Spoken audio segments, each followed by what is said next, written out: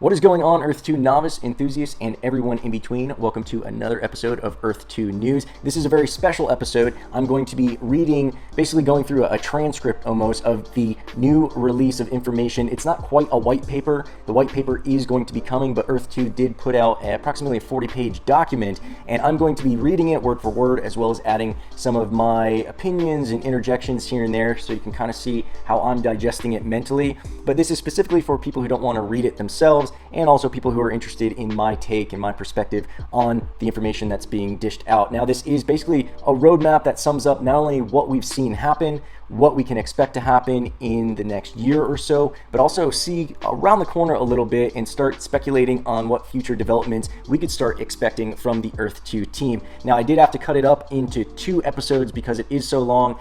I intended to make this initially for my podcast, and this is probably going to be the first couple of episodes on my podcast. If you're listening to this on my podcast, or if you're watching this on my YouTube channel, I invite you to not only subscribe here, but also venture on over to the other medium. That way you are able to get the best of both worlds, because I will have exclusive information that's only going to be going out through YouTube videos and exclusive information that will only be done through podcasts. So again, to make sure that you're caught up on everything and you don't miss a beat, I would highly suggest subscribing to both. You're also going to want to make sure you check out the links in the show notes. There'll probably be links to get you to the podcast from YouTube, the YouTube from podcast, but also ways to win free land, money, NFTs, stay informed, get exclusive content that I do through email and not through either one of these podcast or YouTube episodes. And you're also going to be able to get in touch with me if that's something that you're looking to do. But without further ado, let's get into the episode itself. Again, this is part of a 2-part series, so if this is the second part, you're definitely going to want to make sure you start with the first part. And if this is the first part, once you're done, keep an eye out. There's probably going to be a link to the second half so you can be fully informed, and a lot of the good stuff is at the end, actually kind of throughout. So you're definitely going to want to make sure you check out both. All right, this is the second half of the draft summary update from Earth. If you didn't catch the first half, check out that episode. I decided to cut them into 2 parts once I realized I was over an hour with the first one. I highly recommend that you listen to both of them in a fast play version, 1.25, 1.5, whatever you can. We finished up with mechanics, which is page 20 to 21. So we're just over the halfway point. So hopefully we can start wrapping this up, and I'll just dive right into it. Section 5, the ecosim, the economic simulator. The ecosim. Properties inside Earth 2 have the natural ability to produce ether and jewels. These basic digital assets enable players to start their journey into the ecosim and will enable them to use their properties to produce different types of resources in the future. Within the ecosim, players are able to earn essence by claiming ether, earn essence from reaching certain development states in the ecosim, rewards, that's what they'll be known as. Process raw materials by using essence as the core part of the transformation, dependent on which resources the property has to build blocks by processing raw materials and upgrade developed building blocks into more advanced building blocks. Player will need to research and construct the appropriate production buildings to do this. The ecosim will develop over multiple stages as the Earth 2 metaverse continues to develop, and will eventually reach a state where hundreds of different resources and buildings are available. However, each property will have limited types and amounts of resources available for production, making trade between players necessary and a core component of the overall Earth 2 metaverse design. Having the right products at the right time could make a player's fortune. All resources and products will be tradable in the bazaar, but there are plans to slowly decentralize these core elements of the ecosim in the future, much in the same way we are tokenizing essence and implementing the ability to mint Earth 2 land as non-fungible tokens, NFTs, as they're commonly known. Most of the player's controls of the ecosim will be facilitated via a central building, the Mentor, which can be bought or built by the player over time. The Mentor can be stacked with different types of jewels to improve the production of resources, detection of ether, and other available resources in the future. Ecosim buildings. Ecosim buildings are special pre-configured type of buildings with a specific purchase inside the economic simulator. They can be categorized as follow. The Mentor, which transforms resource and yields essence through the detection and conversion of ether. Storage buildings consisting of a certain number of storage units, which translate into a set volume of resources that can be stored. Players with hollow buildings placed on their properties will receive backdated storage capacity, as well as the direct ability to transfer their hollow building storage size into storage buildings when they are released. Industry buildings, which convert resources into building blocks and other assets. Research buildings, which are needed to research and learn blueprints. See blueprints definition for more information on that. EcoSim components. Storage unit. A storage unit is the unit of measurement for storage space on a property. Freshwater and gold, for example, have a vastly different value to volume ratio. To make storage capacity a factor for both resources equally, storage capacity is measured in storage units instead of cubic meters. Furthermore, every resource has its own volume to storage unit conversion rate, ensuring storage room is a valid factor during gameplay for every resource instead of being irrelevant for some and completely useless for others. So that's basically what that's saying is the storage unit that you would be allocated for gold, since obviously the amount of gold available versus fresh water, great example, probably going to be a lot more fresh water to be found versus gold, but then the value of how much cubic space gold takes up for that value is obviously going to be vastly different than the amount of cubic space taken up by water for an equivalent value. Blueprints. To create assets from building blocks, the corresponding blueprint must be researched first. Blueprints can be researched through research buildings at a cost of resources and essence.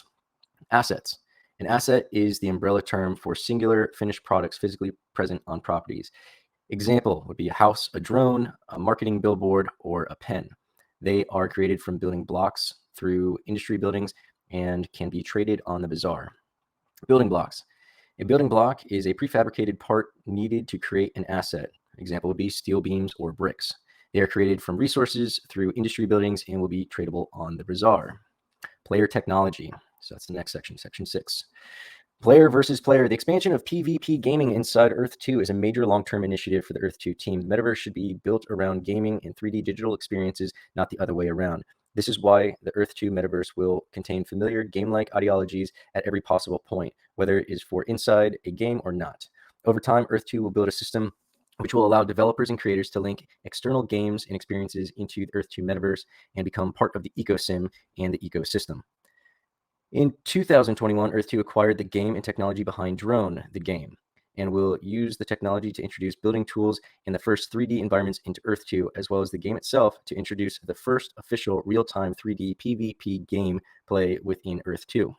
More information about this acquisition can be found here, which is linked to the Earth2 page. It's under the news section. They have a whole, and I've also check out my channel and my podcast. I've got an episode on that as well, the acquisition of Drone, and a little bit about the game. Real time, a lot of controversy with Drone, so don't get wrapped up in it, but just know what it is, what it can do, what it's about, and what disciplines and familiarities the team they acquired with that acquisition will be able to bring to the Earth 2 development. Real-time action 3D sci-fi shooter game. Earth 2's acquisition, Drone, the game, will become the first official example of how a standalone PvP game can be built into the Earth 2 metaverse, its ecosim, including virtual land and more. This example will see an initial suite of APIs created that will set the standard for facilitating external game developers to link their ideas into the metaverse. Like I mentioned before in my previous video, and I mentioned in other videos, but the whole idea, one of many ideas from the get-go, was making Earth 2 something that other game developers could use as their world, that they just build the characters and assets and everything within the game, and they don't have to worry about building out their land. Drone will be modified to fit into the Earth 2 metaverse concept and will support a play-to-earn purpose, which will allow players to attack, defend, and pillage areas inside Earth 2. PvP players will have the ability to create guilds and put their skills and assets up for hire. PvP players will also be able to control territories and gain rewards for the control of that territory that may include percentages of production of the property controlled. There will also be a system that records flight and battle history of PvP players, and they will be able to align with landowners to work together for mutual benefit. The narrative will be based around players who remotely control player-created vehicles from afar to carry out battles, missions, and other tasks inside Earth 2. There will be reasons for PvP players to interact with all other player types, landowners, ecosim, creator, inside of Earth 2. Content creation. Earth 2 is committed to building products and services that support the creative player who wants to build, design, develop, deliver, and provide content inside the Earth 2 ecosystem. This will include additional platforms which will allow external creativeness to enter Earth 2 as well. Tile art. Tile art is another example of a form of creativeness inside Earth 2.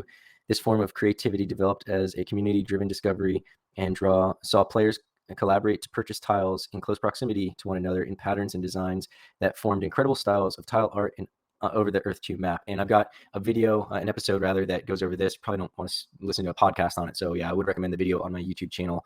Some of the mega cities did this, and some of the stuff is really impressive. Some stuff is like, kind of cute, not super impressive designs, but still creative. Some of the mega cities who have collaborated on this tile art, some of it's very, very impressive, and very well thought out and planned. And my hat's off to them. And check out my video on that for more. Megacities. Speaking of megacities, along with tile art, megacities are the purest form of organic community and driven creative, discovered and driven creativity inside of Earth 2. It is difficult to say where megacities began, but there are those in the Earth 2 community who would know. They are the result of a massive cooperation effort between players to plan, design, and create tile-centric blueprints and layouts of megacities, and collectively own or sell ownership of those. Players who want to be a part of the city and its vision, or two players who want to be a part of the city and the vision.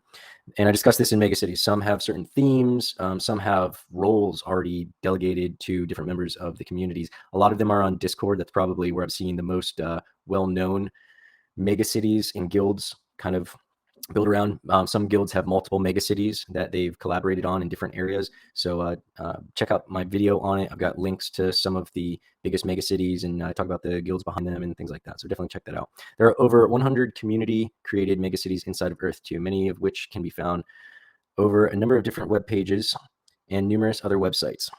Earth 2 recognizes this community-driven development and is excited to be releasing an official verified megacity index in Q2 of this year. So that'll be cool. I've already got an index. You can get a link to it by filling out the contact form. That's one of the other things that comes out of that automated email that I send out. So link to that should be below. To date, Earth 2 has already demonstrated its commitment to assign development resources into building products that players can use to be creative with and benefit from. One such product that might not immediately stand out has been the introduction of jewels. Players are able to collect jewels and craft them into different types using special recipes that need to be learned. Players have crafted and sold jewels to other players for over $1 million in the player-owned value to date.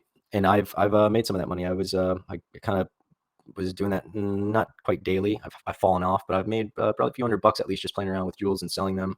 I've seen people in my comment section, some of my videos, say they're making $500, $900 a month just selling these jewels that you get for free. Just do some crafting, and definitely interesting how many different layers of economies Earth 2 has already implemented in this game. It's not even on its feet yet, and it's already doing all this. And this is real money that people are making. And this is something that, again, they mentioned from the beginning. One of the big things that's going to differentiate this game, and it really feels so almost insulting to call it a game, is the intention to have multiple layers of economies that are built into their original plan. And then, as we're going to learn later, we as players are going to be taking over, and it's up to us. We can continue to build upon these and come up with an infinite number of ideas on how to extend the economies. And people are going to be making not only full-time income as well as part-time income, but some people are going to be making fortunes on this, quote unquote game alone, playing and participating and building and developing and contributing. Hollow buildings.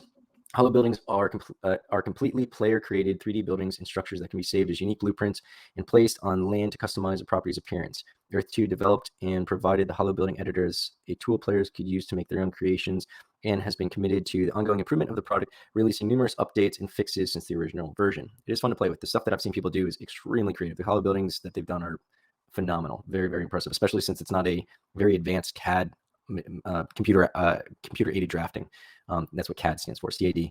I was very familiar with using AutoCAD when I used to, I was studying architecture, and this is nowhere near as advanced and easy to use as a real CAD system, but the stuff that people have been able to do is amazing. So as they add more CAD, AutoCAD kind of abilities, and there's other design systems out there, drafting systems out there. So I'm just saying AutoCAD because that's the one I grew up on.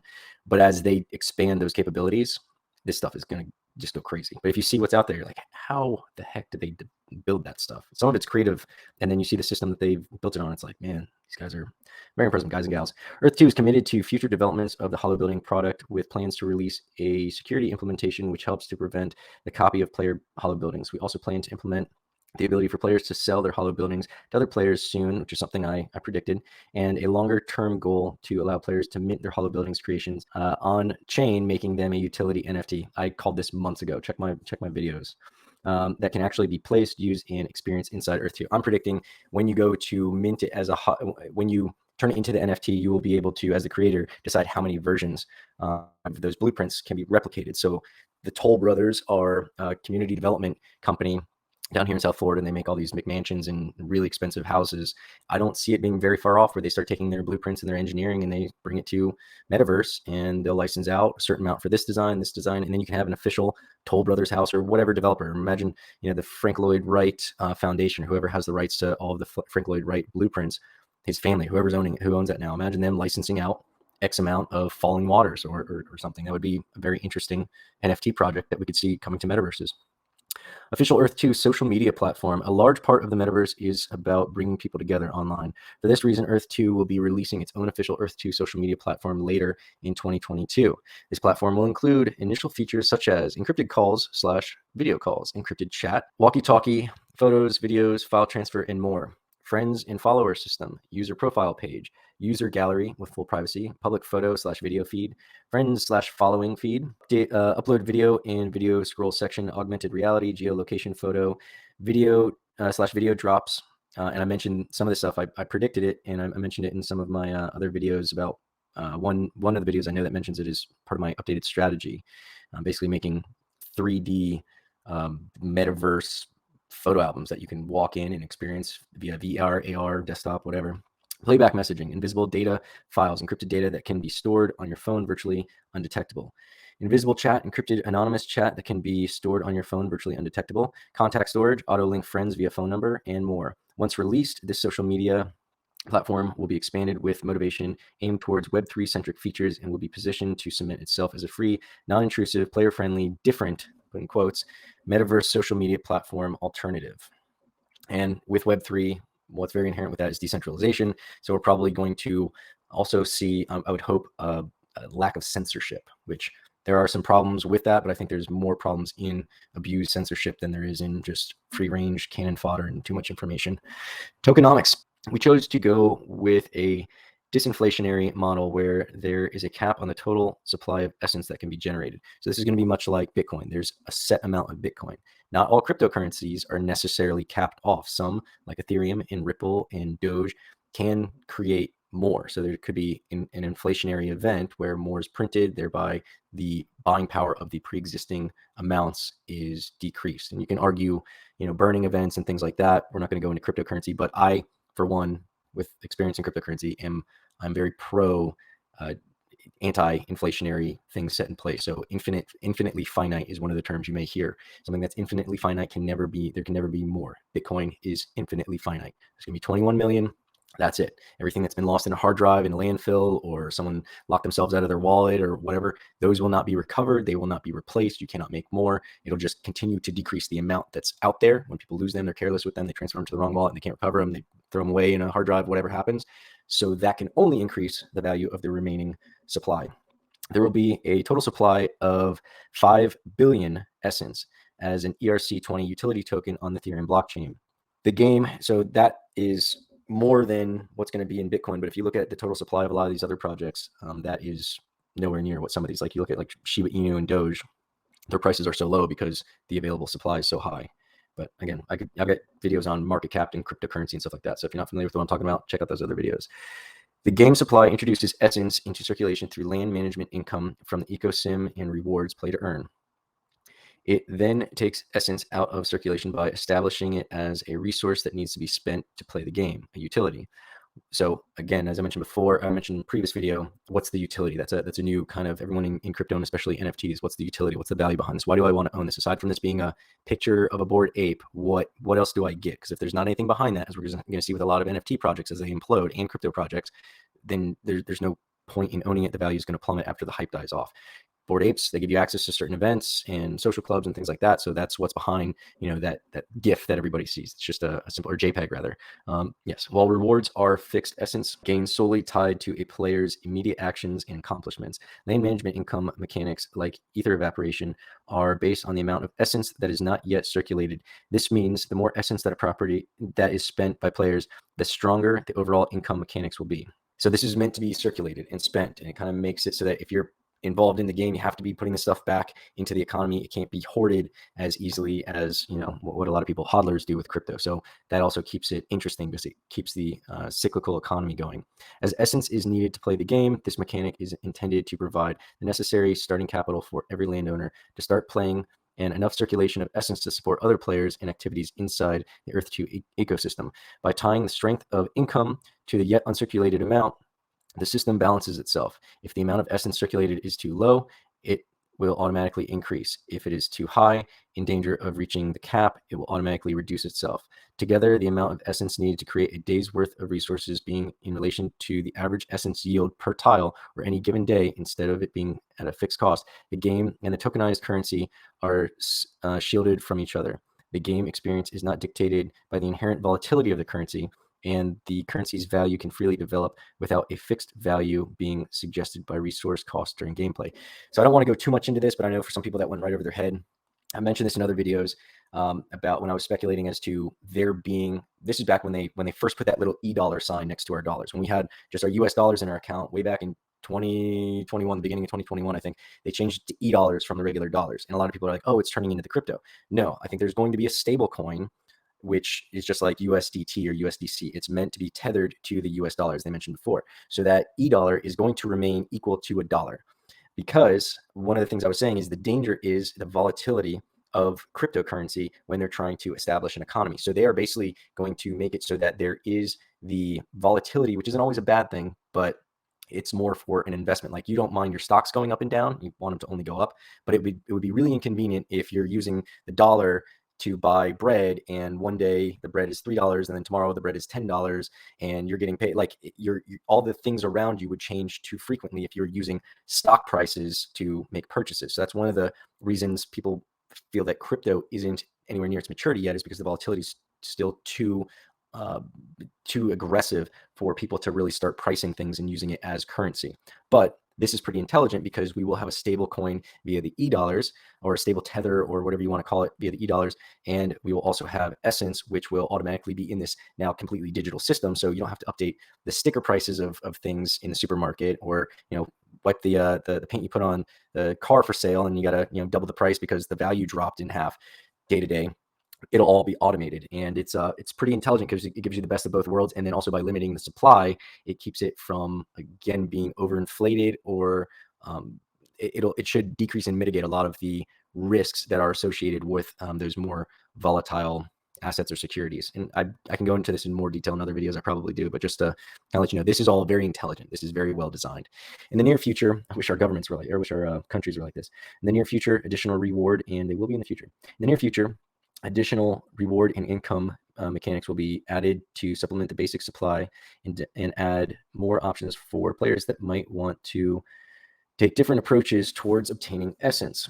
The tradable supply of essence in the market is equal to the circulating supply, and the current circulating supply of essence that will be unlocked by users at launch being a total of approximately 112 million at this point in time. To understand ways a player can earn essence, please read the description and details provided under essence in this document. Outside of play to earn, the only other way to acquire essence is on-chain, directly into a player's blockchain address. From there, it can be subsequently transferred for use in Earth2 through the connection of a player's wallet to the Earth2 platform. So I'm going to imagine it's going to be like a MetaMask wallet, which you should be familiar with. If not, get familiar with it. Token allocation. When considering the token allocation, we wanted to ensure we assign a major percentage of tokens to a pool that can be accessed and earned by players and people who build Earth2. Earth2 is in the unique position to forgo public pre-sale of Essence token, as we are currently in a position to self-fund the Earth2 project and can pass this benefit onto our players. It should be noted that the initial circulation of Essence will be completely player-owner Essence currently earned by players inside Earth2.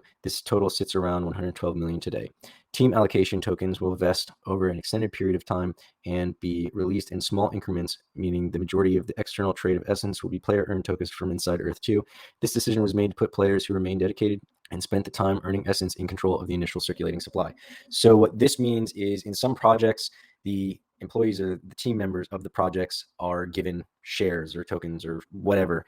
And depending upon the amount, it could be really inconvenient if, once they hit their unlock period, which, let's say you're going to come and be a developer for me, part of your benefits package is not only going to get the salary and benefits, but I'm going to give you, $50,000 worth of shares for every year. You have to hold it for a minimum of 3 years, but at that 3-year mark, you're going to be able to sell your shares for whatever they're worth at that time. Now, as that expiration hits, if I'm a developer, or you're a developer, I should say, and you want to start liquidating some of those shares, you might dump them on the market, and all of a sudden, prices drop because we got someone selling a ton of shares. And especially if there's a bunch of developers, that there's some big bugs or something happening, or just shot up and they want to take advantage of the high price and then buy their shares back later. What this is doing is it's kind of giving it to them over a period of time, so that as they unlock, it's not as likely to be big chunks that are going to be dumped into the market and plummet the price. Very smart. They're also avoiding the pre-sale, which is basically when you, especially with crypto, you see this a lot. You can buy the cryptocurrency of a new project on their site directly. You get on their whitelist and you're buying it for a discount in exchange for being one of the early supporters. Problem is, once that cryptocurrency hits an exchange, guess what they want to do? They want to sell it. And if they paid 10 cents for it and it's currently at 50 cents when it hits the market, that's a pretty good return on my investment, right? So why wouldn't I just sell it right there? And if it takes off, oh well. If it drops, great. I could buy back in if I really believe in the project, but I just went from 10 cents to 50 cents. I just 5x my money. So a bunch of them will dump it. And you'll see that a lot when new coins hit an exchange. Some people run to buy in because it's a new shiny thing on the exchange, or they were watching the project for a while, they got excited. But there's people who got in at that super discount, that pre-sale price, they dump it. And you'll see, especially thin projects that don't have a lot of community behind them, they drop. And it's not good to be someone who's holding it. So they're avoiding two very bad things that are associated with a lot of cryptocurrency projects. Very intelligent. These guys, there's so many people out there criticizing Earth2 because it's not done yet, but I've seen a lot of projects with a lot of hype, and this team is making a lot of right decisions that they've obviously learned from watching everybody else out there. All right, 51% play to earn for players, community, players and community rewards. These rewards will be achievable via P2E, which is play to earn rewards, in-game asset ownership management, trade, gameplay, and staking pool by locking up assets to secure the Earth2 protocol. Staking is basically when you're locking up whatever you have, your cryptocurrency or whatever, and it's kind of like putting your money in a CD, but you get way more of an ROI on it. So it's saying, hey, to provide some stability and some support for whatever this project is, I'm going to lock up my Ethereum, my whatever coin, and I'm going to get interest while it's locked up. And that is something that can be used to loan out, make loans to other people who are trading on margin or whatever they need to do. They pay interest. That interest, a little bit goes to the maker, who's, the exchange. Normally this would be a bank, and they give you nowhere near as much interest. So now it's exchanges who, again, I give them $10,000 worth of something. Now they can lend that out to somebody else who's trading on margin. That person pays interest. I get a nice chunk of that interest. And that's now a vehicle called staking. There's also yield farming and pooling and all sorts of other stuff. But the general term, I think that encapsulates all that, would be staking. So earning interest. Inside, and this provides security and stability. And you're basically guaranteeing you're not trading this stuff in and out, messing with the price. That's one of the other benefits. Inside this draft document, you will find numerous examples of the game activity that will earn rewards for the player. This list will continue to evolve over time. Players will be rewarded with additional essence tokens for staking their essence. This helps secure the native Earth2 token, providing it price stability while rewarding the most loyal community members. As I mentioned, that would be the interest that you're earning as a reward. 25%. So these are the percentages I'm mentioning. These are the allocations. So that first 51%, that was for P2E, play to earn. 25% for the team, which is not uncommon, including but not limited to senior members, junior members, community members, mods, and so forth. These tokens will vest with periodic releases over a 36-month period. Frequency and percentages to be unlocked will be released in the official white paper. 24% remaining. So we got 51, 25, 24. Now we're at 100%, right? Quick math. The allocation, so 24% is what's left over. That's the allocation for the remaining 24% will be released with the official white paper closer to when token goes live, and will be allocated to areas which will benefit Earth2 expansion and its players, such as an ecosystem fund, community proposals, disbursements, developer-driven projects, advisory allocation, advisors, partners, strategic alignment, operational costs, ongoing operational costs for Earth2, so it can run forever, esport, sponsorship program. So that last 24% sounds like it's going to be invested in growth. I like seeing when projects, this isn't super specific, we will probably see more specificity in the white paper as they mentioned. I especially like seeing a large amount being allocated towards marketing, because if you're able to market your project, and I'm giving you dollars, and then you're assuring me that some of those dollars that you're collecting from me and other people are going to be used for marketing, that marketing is bringing more attention, awareness, and more dollars in behind my dollars. And when more dollars follow my dollars get preference because I got it at a lower price, and they make my investment worth more money. So I always like to see teams that are focused on the reality. It's not just going to be a product or project that's loved and everyone's just going to take it. You need to market it. You need to have, sponsorships. You need to have certain relationships. It helps to have advisors and people who can get you to those different levels, because business changes when you go from a business that makes $100,000 to $1 million to 10 million to 20 million.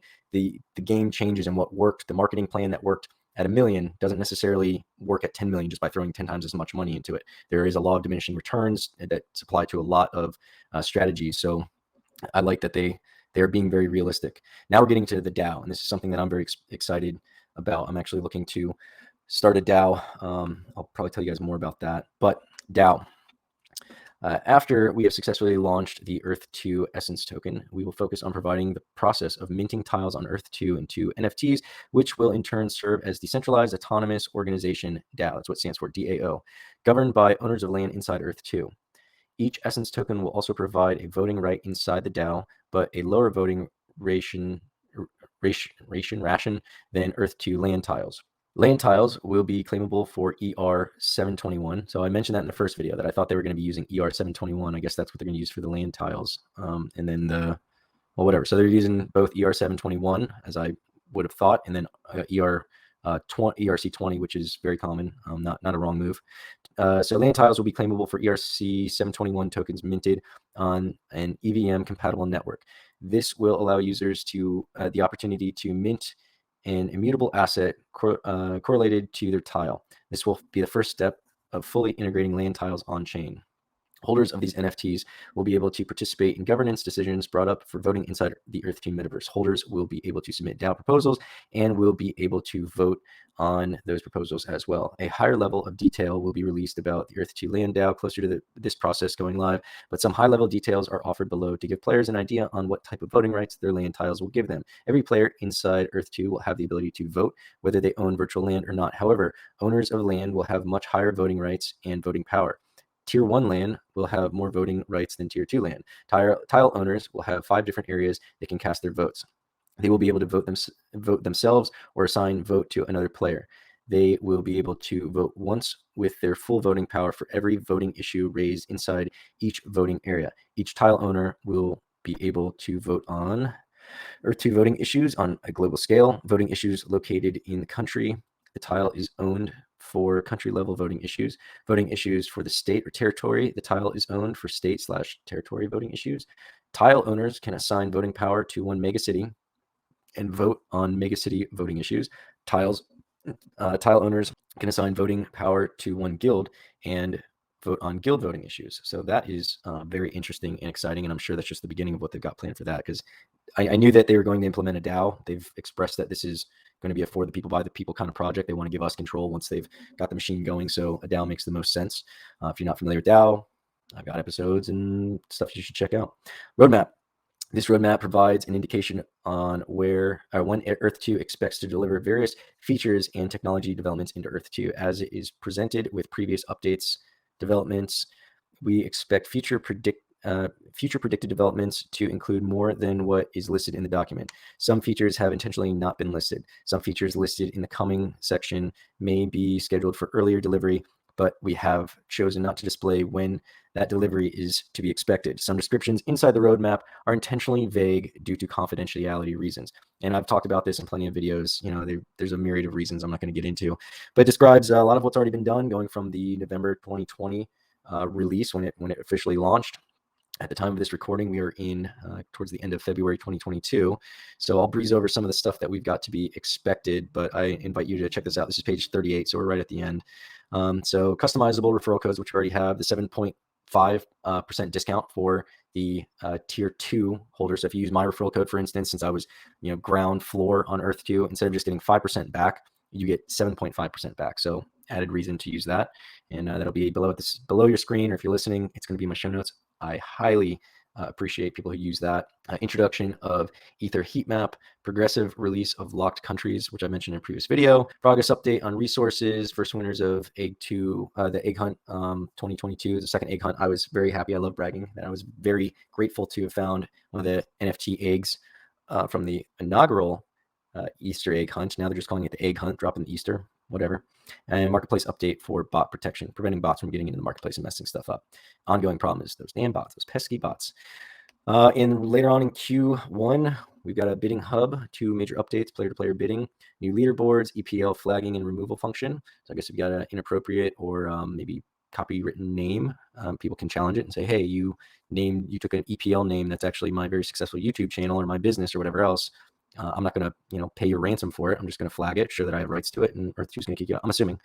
Then we've got notification hub number 2, further Essence generation updates as part of preparation to list Essence as a token. Hollow building security update, which I mentioned earlier. Second Essence reward system, Web3 paired initiative. Portals, official Earth2 social media platform, and it'll be in Q3 of this year. So that'll be really exciting. Landowners lease land. I mentioned that before. You'll be able to lease out your land in case you got some prime real estate, you don't have the imagination or the bandwidth or ability or interest in developing it. You can lease it. That person can build something on it. They can, under a contract, harvest or get the resources out of it, optimize that, and you get a share of it, and they get a share of it. I always refer to the movie There Will Be Blood, because that's basically what the main character did. He went around, found a landowner, said, hey, you got oil, you don't know how to get it out of the ground, process it, and sell it. I do. Let me lease your land. Let me get the rights to process the oil and do all that jazz. I'll do all the work. You get a percentage, and I get the lion's share. Q3 still of this year. Essence token launch, possibly earlier. Integration of Essence, live trading price. I'm going to be curious. Let's take some bets as to what platform Essence will trade on first. I'm going to say Binance. Binance seems to be a very popular, especially when it comes down to Ethereum related stuff. But I could be wrong. But I'm going to guess Binance. Resources release. Resources production begins. Tier 2 to Tier 1 upgrade using Essence, and gifting version 2. We've already got version 1 of gifting. Another thing I describe and I discuss in other videos. Official white paper. So this is they have it as Q2. Oh, I'm reading it backwards. So something else coming out Q2, official white paper release, which is going to be even more detailed than what we've read here. Physical MasterCard release, first Essence reward system, verified megacity index, resources released. So that's going to be Q2. So within the next 4 months. Earth2 player resource validation system, player-to-player hollow building trade, community gallery page displaying all types of player creations from Earth2. That'll be cool. What else? Now we're going fast forward to Q3 and 4 of this year of 2022. Earth2's digital world. So that, I believe, is what, maybe that's going to be phase 3. They didn't mention it, but that sounds like what it is. Tier 1 ecosystem buildings.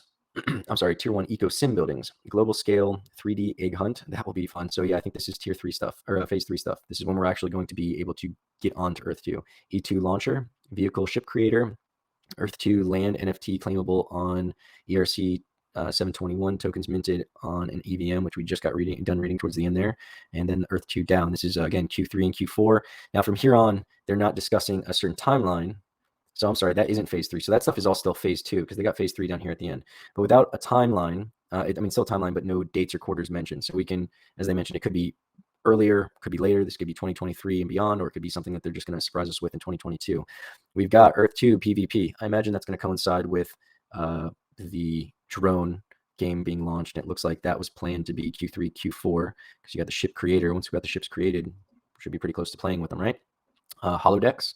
We got not sure what that is. CNPCS. Maybe hit me in the comments below. Tell me what you think these are. is one. CNPCS. Charlie, November. Peter, Charlie, Sierra. Let me know what you think that is. 3D customized buildings. We got airports, ports, roads, commercial buildings, residential, and then we got avatars. Okay, makes sense. So I think that's one of the things that may be in a different order. I feel like avatars might be easier to launch earlier. We're definitely gonna need them when we're running around. IRM. EMM, voting system. Looks like daily with an N at the end. So I don't know if that's an abbreviation or an acronym, but Daylin or Dialin, DIALYN. I guess we'll know later. Dialin, they were mentioning phone system or chat system, voice chat. So maybe that's what it'll be. Ads marketplace, which is something I've spoken about and I'm very excited about. E24, E1. E2 streaming, so that'll be probably getting stuff up on like an integration with like a Twitch-like platform, possibly. Obviously, we're gonna have to have some games in place in order to make it entertaining. And WP. So none of these have a date or a specific order, so we could be surprised. And here we are, final page, and the end goal. So what is the end goal inside of Earth2? What should I be doing or striving to do?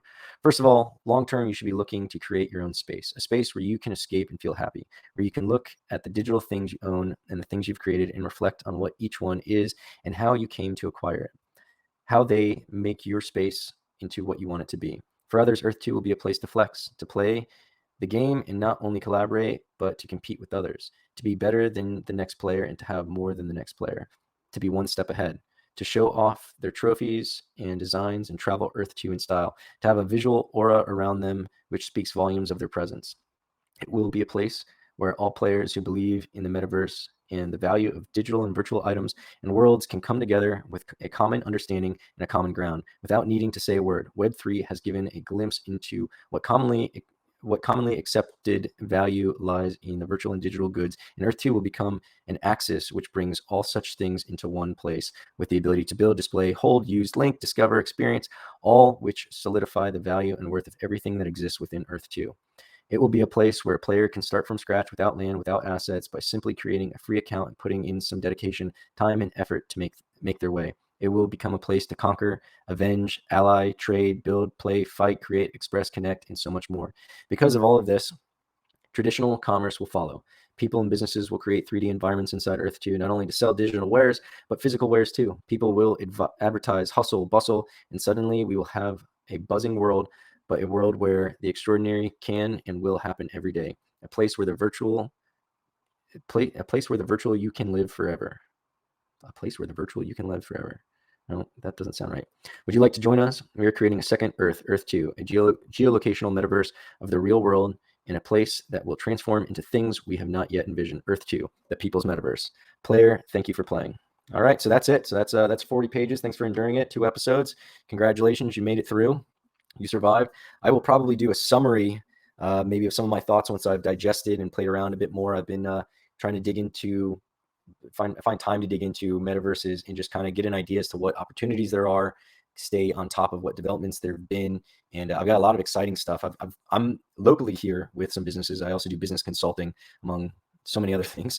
I've been making a goal to, or have an ambition to bring the Web3 and blockchain abilities and advantages and technologies to local small mom and pop businesses, because I definitely think the big guys are going to have no trouble adapting when the time comes. They're going to hire teams of experts who have, years of experience. They're going to bring them on as advisors, and they're just going to jump right in. We've already got, Nike and NFT, or Nike's Nike and Adidas with NFTs, and Budweiser and Miller Lite doing NFTs. All these companies who, especially alcohol, why are they messing around with metaverse? You can't get drunk in the metaverse. Well, you can advertise there and you can get drunk in the real life. So these big companies are going to have that advantage. I'm focusing on, I've got some projects I'll probably share with you guys that are bringing blockchain and Web3 off of the computer and helping smaller businesses, local mom and pop, owner operator businesses. A lot of them are friends of mine through my business connections here, trying to give them these abilities, these advantages, to not only familiarize them and their clients with crypto and blockchain and NFT and all these buzzwords that a lot of people are hearing but they're not familiar with, but also to give them those advantages and those experiences. And I think it just helps everything. It helps the blockchain community, the Web3 community, the development and the adoption, and it can make money, help with retention, help with advertising and acquisition for these businesses, improve efficiencies, give them benefit automation, and like I said before, the abilities and power and advantages that blockchain is going to have and already has. But that's my breakdown. I'll probably, like I said, I'll try to digest it in chunks and maybe get a little bit more specific and give you some more thoughts and speculation on it. But thanks for tuning in. Remember to subscribe, follow, alert, podcast, YouTube, all that jazz. Links in the show notes below. Use my referral code, please. I'd appreciate it. And probably peppered in some advertisements about my channel here and there, just for all the stuff that I forget to mention to you guys that I think would be interesting, give you advantages, my newsletters that give you inside information and all sorts of these little things that I like to find and share. So thank you again. I'm done rambling. I'm gonna give my voice a rest. All right, so that wraps it up for the second part. A lot of exciting stuff. Again, there is going to be a white paper that will be coming out shortly. I'm not sure how much of a difference there will be between the two, but this at least gives us a good bearing as to what to expect. And there will probably be some things adjusted and elaborated on in that white paper. A lot of numbers probably going to adjust and probably become a little bit more solidified, as well as timelines. And I'm looking forward to bringing you that information as well as my opinion on that. Again, make sure that you're subscribed to my podcast and my YouTube so you're not missing out on any of my content. You're also going to want to make sure you check out the links in the show notes so that you could sign up for the free land giveaway, get some money back in your wallet, and some free NFTs and all that other fun jazz, exclusive content. Contact me, yada, yada, yada. Until the next episode, thanks for your support, thanks for tuning in, and I hope you have an amazing week.